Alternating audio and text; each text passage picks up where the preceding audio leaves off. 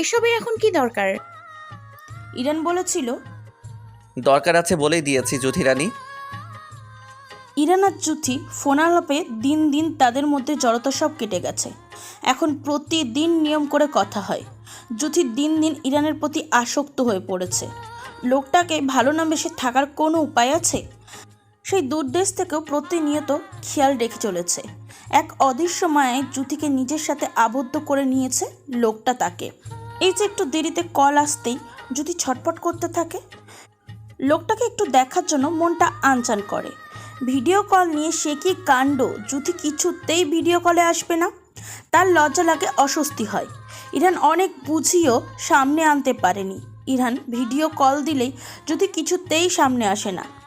এই নিয়ে ইরান জ্যোতিকে একদিন কল বা মেসেজ কিছুই দেয়নি। জ্যোতি অনেক অপেক্ষা করার পরও দেয়নি। ভিতর ভিতর ছটফট করতে থাকে জ্যোতি।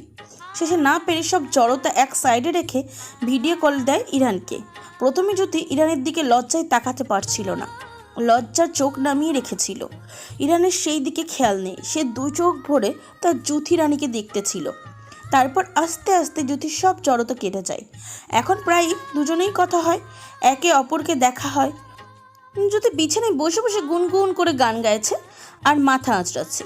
মনটা তার আজ বেশ ভালো। অবশ্য এখন তার মন ভালোই থাকে। সারাক্ষণ ইরানের কথা ভেবে মুখে হাসি ফুটে থাকে। এমন সময় জ্যোতির ফোনে কল আসে। জ্যোতি তাকিয়ে দেখে ইরান কল দিয়েছে। মুখে অজান্তেই হাসি ফুটে ওঠে হঠাৎ। তাড়াতাড়ি রিসিভ করে কানে ধরতেই ওপাশ থেকে শুনতে পায় তার মানুষটা জ্যোতি রানী বলে ডাকছে। কি করে আমার জ্যোতি রানী? কিছুই না, বসে বসে ভাবছিলাম। কি ভাবছিলে? আমি বলবো না, আপনি বলুন তো কি ভাবছিলাম আমি। আমার কথা নাকি আমাকে কাছে পাওয়া নিয়ে ভাবনার রাজ্যে বিভোর ছিলে? হ্যাঁ, আপনার যত বাজে কথা।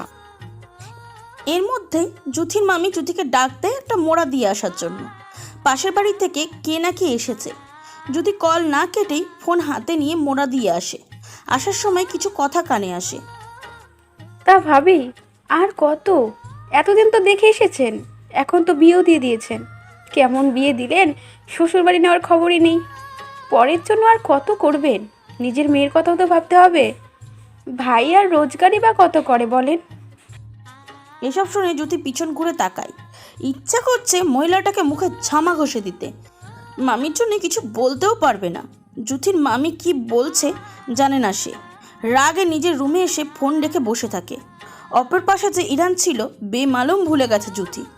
ইরানও এখনও লাইনে নেই। সব শুনেই ফোনটা কেটে দিয়েছে। দিনা আর ঈশানের মধ্যে এখন অনেকটাই ভাব হয়ে গেছে। তাদের দুজনের প্রেম চলছে চুটিয়ে। একে অপরকে চিঠি আদান প্রদান, হুট করেই লুকিয়ে লুকিয়ে দেখা করা। ঈশান বাড়ির পিছনে এসে চুপি চুপি দেখা করে যায়। মাঝে মাঝে লুকিয়ে লুকিয়ে জ্যোতির ফোন থেকে কল দিয়ে কথা বলে। এই তো কালও ঈশানের সাথে লুকিয়ে গিয়ে মেলা থেকে ঘুরে এসেছে। স্কুলে যাবার নাম করে বাড়ি থেকে বের হয়েছিল। দিনা প্রথমে যেতে চায়নি, খুব ভয়ে ছিল যদি বাড়িতে জেনে যায়। কিন্তু ঈশান অভয় দিয়ে নিয়ে গেছে। দুইজন মিলে অনেক ঘোরাঘুরি করে, ফুচকা খায়, আইসক্রিম খায়। ঈশান দিনাকে 2 মুঠো রেশমি চুড়িও কিনে দেয় আর একজোড়া কানের দুল। আরও কিছু কিনে দিতে চেয়েছিল, কিন্তু দিনা রাজি হয়নি। বাড়িতে কি বলবে? যেগুলো কিনে দিয়েছে ওইগুলো দেখলেই ওর খবর আছে। স্কুল ব্যাগে করে নিয়ে অনেক সাবধানে বাড়ি ফিরে। তাড়াতাড়ি ঘরে ঢুকে ব্যাগ থেকে জিনিসগুলো বের করে আলমারিতে তুলে রাখে। জামা কাপড় বদলে খাবার খেতে যায়, নয়তো এটা নিয়ে মা তাকে কথা শোনাবে। খিদে না থাকলেও 2 লোকমা ভাত জোর করে খেতে হবে।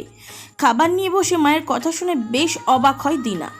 তার মা আর বাবা জ্যোতির শ্বশুরবাড়ি চলে যাওয়া নিয়ে আলোচনা করছে। ওরা নাকি ফোন করে জানিয়ে দিয়েছে 2-3 জন লোক এসে জ্যোতিকে নিয়ে যাবে। এই নিয়ে জ্যোতির মামার সাথে কথা বলেছে ইরানের দাদি। তারা তাদের বাড়ির বউকে নিয়ে যেতে চায়। ইরান চায় না জ্যোতি এখানে থাকুক। জ্যোতির মামা এখন রাজি হচ্ছে না জ্যোতিকে দিতে। কথা হয়েছিল ইরান দেশে আসলে জ্যোতিকে উঠিয়ে নেবে, কিন্তু এখন তারা কেন তাদের মত পাল্টাচ্ছে? ছেলে দেশে নেই, এখন মেয়েকে ওই বাড়িতে পাঠাতে চাইছে না। কিন্তু ওরা কিছুতেই মানতে নারাজ। জ্যোতির মামা বলেছে বাড়িতে আলাপ করে রাতে জানাবে। এখন এই নিয়ে তাদের মাঝে আলোচনা চলছে। জ্যোতির মামা চাচ্ছেন যদি বুঝিয়ে বলতে পারে ইরান আসার আগ পর্যন্ত এখানে থাকে জ্যোতি, কিন্তু জ্যোতির মামি বলেছে এখন তো আমরা জোর করতে পারি না, জ্যোতি এখন ওদের বাড়ির বউ।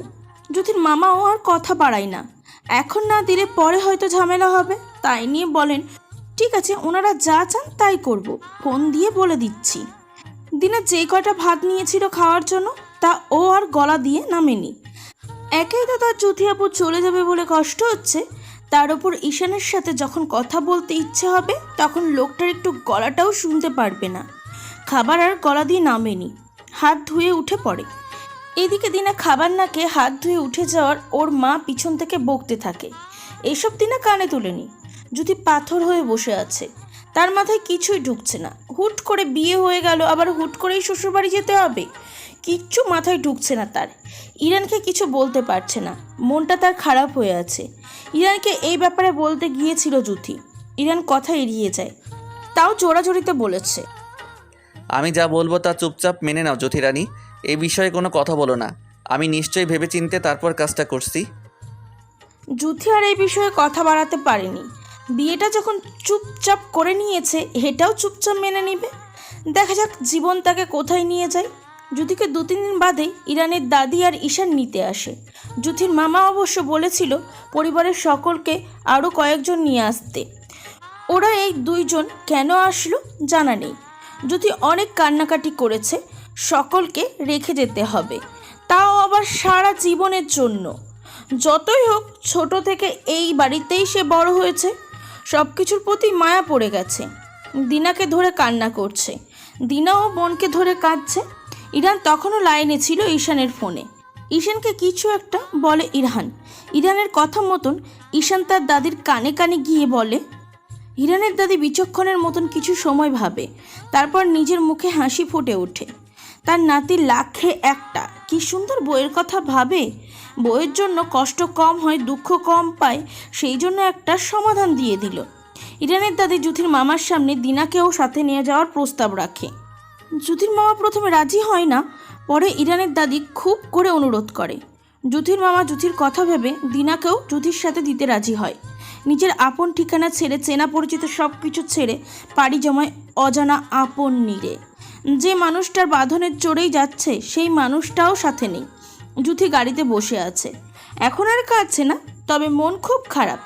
রাস্তার দিকে তাকিয়ে আছে, এমন সময় হাতে থাকা ফোনের নোটিফিকেশন আসে মেসেজের। জ্যোতি স্ক্রিন অন করে দেখে ইরানের মেসেজ। হয়তো সাথে সকলে থাকায় কল দেয়নি, তবে জ্যোতি ইরানের প্রতি খুব রাগ হচ্ছে। এমনভাবে না নিয়ে গেলে কি চলছিল না? জ্যোতি রাগে অভিমানে ইরানের মেসেজ সিন করেও রিপ্লাই করেনি। বাড়িতে আস্তে আস্তে চারদিকে অন্ধকার হয়ে গেছে। বিকেলের পরে ওরা রওনা দিয়েছে। বাড়ির চারপাশে চোখ ঘোরাতে ঘোরাতে জ্যোতির সামনে এগোয়। জ্যোতিকে দরজার সামনে দাঁড় করিয়ে তাসলিমা বানুকে ডাকতে থাকে ইরানের দাদি। তাসলিমা বানু রুম থেকেই জানতে চায় কি হয়েছে। ইরানের দাদি জানায় নতুন বউ এনেছে, এসে যেন বরণ করে। উনি জানায় আসতে পারবে না, কোমরে অনেক ব্যথা। জ্যোতি এত সময় চুপচাপ থাকলো, এবার ইরানের দাদির কানের কাছে গিয়ে বলে, দাদি, আমার শাশুড়ি আম্মা কি আপনার থেকেও বুড়ি নাকি? ইরহানের দাদি হেসে ফেলে জ্যোতির কথার ধরনে। যদিও তাসলিমা বানুর করা কাজে মনে মনে প্রচণ্ড রেগে যায়, তাও নিজেকে সামলে উনি নিজেই জ্যোতিকে বরণ করে নেয়। অন্যদিকে জ্যোতির রুমে এসে হাত পা ধুয়ে বসার পরই ইরানের কল আসা শুরু করে। জ্যোতি ফোন সাইলেন্ট করে রেখে দেয়, ধরবে না সে লোকটার ফোন। দিনা হাত পা ধুতে গেছে বাথরুমে, এমন সময় রুমের দরজায় কে যেন কড়া নাড়ে। জ্যোতি তাকিয়ে দেখে দাদি। আরে দাদি, কি বলেন? অনুমতি নেয়ার কি আছে, ভেতরে আসুন। কথাটা বলে জ্যোতি বসা থেকে উঠে নিজেই দাদির হাত ধরে এনে খাটে বসিয়ে দেয়। তার বলতে এখন তো বলতেছিস অনুমতি নেওয়ার কি আছে? আমার নাতি থাকলে তো আর এ কথা বলতি না। জ্যোতি দাদির দিকে তাকিয়ে বুঝতে পারে দাদি তার সাথে মজা নিচ্ছে। সেও দাদির পাশে এসে বলে, যা বুড়ি। দাদি এবার ফোনটা জ্যোতির দিকে এগিয়ে দিয়ে বলে, নে, আমার কৈতর তার কৈতরীরে ফোনে না পেয়ে অস্থির হয়ে গেছে। কথা বল, রাগ করে থাকিস না বু আমার ভাইয়ের উপর। জ্যোতি দাদির দিকে তাকিয়ে কথা বাড়ায় না, শুধু বলে, তোমার ফোন লাগবে না দাদি, আমি কথা বলে নিচ্ছি আমারটা দিয়ে। আচ্ছা বল, আমি গিয়ে দেখি রাত তো অনেক হতে চললো, খেতে হবে। বলেই তিনি বেরিয়ে যান।